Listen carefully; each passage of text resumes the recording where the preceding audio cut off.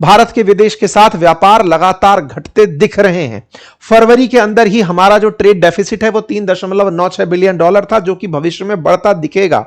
Remittances प्रभावित होते दिखेंगे केवल और केवल इनके द्वारा किए गए प्रयासों से। न केवल इन्होंने तेल की कीमतों को बढ़ा दिया, बल्कि युद्ध को इस तरह चढ़ा दिया कि अब वो रुकने के आसार दिख नहीं रहे हैं। इनके द्वारा सीज फायर का अनाउंसमेंट भी कुछ कर नहीं पाया। अभी भी इजराइल और ईरान लड़ रहे हैं जब आप और हम सेशन कर रहे हैं। चर्चा चल रही है कि अमेरिका कुछ ऐसी तैयारी में है कि वो ग्राउंड फोर्सेस उतार सकता है। 4500 से अधिक यूएस ट्रुप्स इस क्षेत्र में एंट्री कर रही हैं। हालांकि ये कयास है, कुछ मीडिया हाउसेस ऐसा क्लेम कर रहे हैं, ऐसा मैं दावा अभी नहीं करता हूं।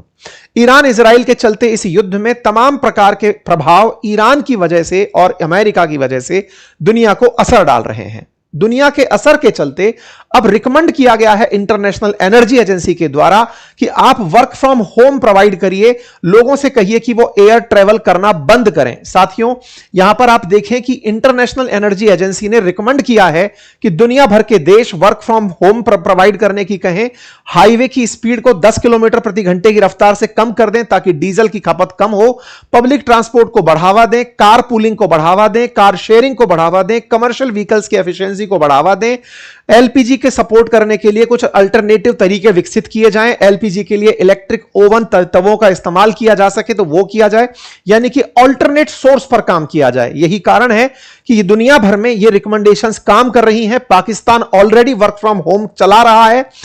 श्रीलंका ने 4 दिन का 1 हफ्ते में वर्क फ्रॉम होम अनाउंस कर दिया है। साथ ही साथ बांग्लादेश के अंदर, वेस्ट एशिया के अंदर इस समय हालत उसकी खराब हो रही है। मालदीव्स के अंदर 30% उनके जो टूरिस्ट हैं वो घट चुके हैं। जापान ने अपना सबसे अधिक ऑयल रिजर्व पहली बार रिलीज किया है, जो स्ट्रेटेजिक रिजर्व था। साउथ कोरिया के प्रधानमंत्री की जो यात्रा थी वो उन्होंने कैंसिल कर दी है। चाइना की वो उसको इसलिए कैंसिल कर दी ताकि अपने देश की महंगाई से निपट सकें। तमाम देश अपने अपने स्तर की लड़ाइयों में बिजी हो चुके हैं। एशिया के वो देश जो तेल पर, खाड़ी पर निर्भर थे, उन्हें अब अपनी स्ट्रेटेजी बदलनी पड़ रही है। कुल जमा अर्थ यह है कि क्या यह वैश्विक मंदी की तरफ इशारा है। इस पर मैंने बातें बाजार की चैनल पर आज से 5 दिन पहले एक सेशन करके बताया था कि क्या मंदी आने वाली है। उसमें भी हमने ये सारी बातें डिकोड करने का प्रयास किया था, क्योंकि धीरे धीरे आर्थिक गतिविधियां अगर महंगी हो गई, महंगाई बढ़े और ग्रोथ ना बढ़े, ये स्टैगफ्लेशन जैसी सिचुएशन अल्टीमेटली मंदी की तरफ जाती है। यही बात प्रधानमंत्री ने सदन के अंदर संबोधित करते हुए कही है।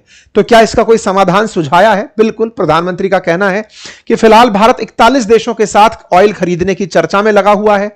साथ ही साथ गैस और तेल संकट से निपटने के लिए हम अपने स्ट्रेटेजिक रिजर्व को तो यूज कर ही रहे हैं, साथ ही साथ में उन देशों के साथ भी बातचीत में है जिनसे हम अपना सप्लाई बढ़ा सकते हैं। वैकल्पिक स्रोतों के बारे में चर्चाएं चल रही हैं। किसानों के लिए हमने अपना यूरिया उत्पादन 6 यूरिया प्लांट शुरू करके उसको बढ़ा दिया है। भारतीयों की सुरक्षा के लिए तमाम प्रयास जारी हैं। हम तमाम प्रकार से भारतीयों को वापस लाने का प्रयास कर रहे हैं। पावर सप्लाई के लिए हमने पर्याप्त मात्रा में कोयले का स्टॉक किया हुआ है। एनर्जी सेक्टर को ध्यान में रखते हुए हम अपने लिए एक ऐसा ग्रुप बनाए हैं जो पूरी तरह से इस आपूर्ति को सुनिश्चित करने में मदद करे। न्यूक्लियर एनर्जी उत्पादन को बढ़ावा दिया जा रहा है। जमाखोरों के खिलाफ कार्रवाई की जा रही है। भारत सरकार ने 1 लाख करोड़ रुपए का स्टेबलाइजेशन फंड अनाउंस किया है ताकि इससे चुनौती से बचा जा सके। ब्लैक मार्केट जो एलपीजी का हो रहा है उससे निपटने के लिए लगातार कोशिशें की जा रही हैं। कैबिनेट कमेटी ऑन सिक्योरिटी की बैठक प्रधानमंत्री ने बुलाकर उसको चेयर किया और इस स्थिति से निपटने के लिए दिशा निर्देश दिए, जिसमें short term, medium term, long term plan तैयार करने की कहा। दूसरे देशों से फर्टिलाइजर मंगवाने के लिए कहा और आयात के नए स्रोत तलाशने के लिए आदेश दिया गया। ऐसे ही क्रम में अमेरिका से हमें एलपीजी और रूस से क्रूड मिला और हाल में पता चला है कि ईरान से भी लगभग 5 मिलियन बैरल तेल जो है रिलायंस के द्वारा परचेज किया गया, यानी कि वैकल्पिक स्रोत तलाशे जा रहे हैं।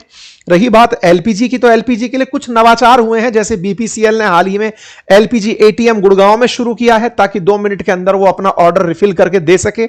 हालांकि ये एक ऑप्शन क्रिएट किया गया है, सप्लाई को बढ़ाया नहीं गया है।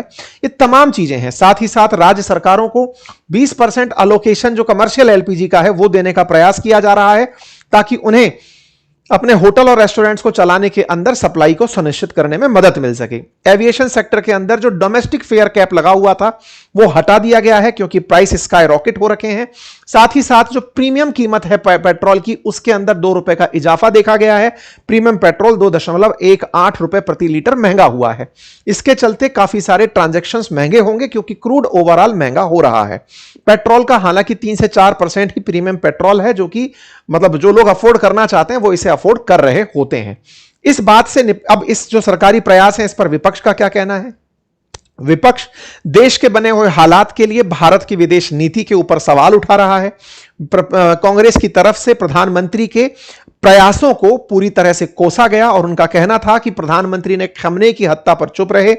भारत के प्रधानमंत्री लंबे समय तक कोई स्टैंड नहीं लिए। भारत के प्रधानमंत्री पर उन्होंने तमाम प्रकार के ये आरोप लगाए कि आप लोगों ने बिल्कुल साहिब बीवी गुलाम के अंदर गुलाम की भूमिका निभाई। प्रधानमंत्री ने साहिब ट्रंप बने रहे, बीवी नेतन्याहू बनी रही और भारत के हालात बिगड़ते रहे।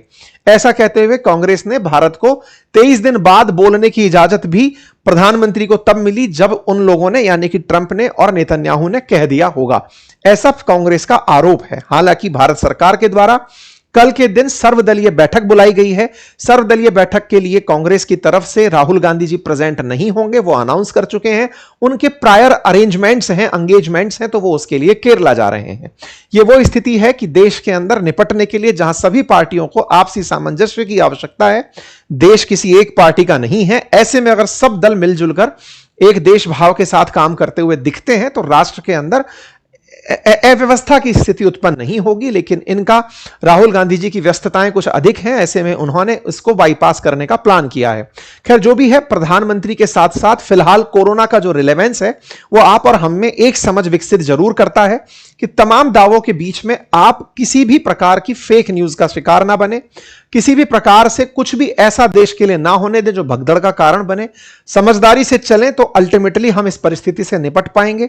दुनिया का इकलौता देश भारत नहीं है जो इस स्थिति से पीड़ित हो रहा है। दुनिया की टॉप इकोनॉमीज में साउथ कोरिया, जापान जैसे देश भी इस पूरी स्थिति से निपटते समय चैलेंज फील कर रहे हैं। वर्ल्ड ऑर्डर में एक बड़ा चैलेंज आया हुआ है। आप सबसे रिक्वेस्ट है कि आप पूरी तरह से जो सरकारी इंस्ट्रक्शंस हों उन्हें पूरी तरह, जब आपको फेयर नोट पर वो प्राप्त हो, उन्हें फॉलो करते चलें। कि जिस चैनल पर फिलहाल आप खबरें सुन रहे हैं, पढ़ रहे हैं, आपसे गुजारिश है कि इसे सब्सक्राइब करना ना भूलें, क्योंकि आप में से बहुत सारे साथियों ने इस चैनल को सब्सक्राइब नहीं किया हुआ है। आप सब्सक्राइब करते हैं तो हमारे साथ आपका जुड़ाव हमारे लिए एक ताकत के रूप में दिखाई पड़ता है।